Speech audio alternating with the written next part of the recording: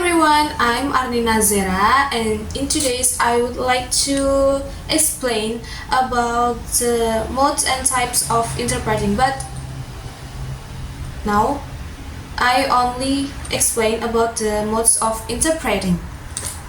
What is modes in interpreting? Modes of interpreting is the way interpreting itu dilakukan. Dan di dalam modes itu ada empat macam modes. Yang pertama, the first one is consecutive interpreting. What is consecutive interpreting? Consecutive interpreting is menerjemahkan ketika pembicaranya itu selesai ngomong. Jadi ibaratnya selesai dalam satu line, lalu si interpreternya ini menerjemahkan. Jadi seperti di pause gitu.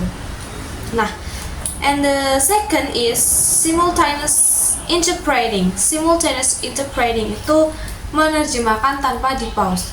Jadi beda seperti dengan konsekutif yang di pause. Nah, sedangkan si simultaneous ini tanpa di pause.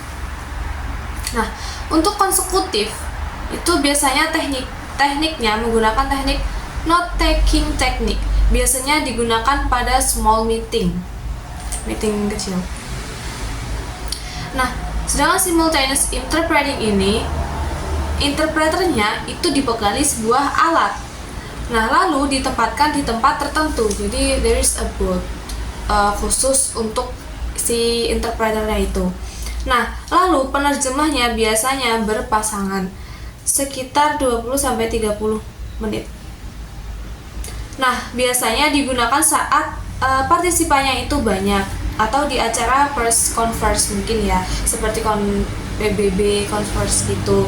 Nah, terus the third is whispered interpreting. Itu adalah simultaneous interpreting dalam skala kecil.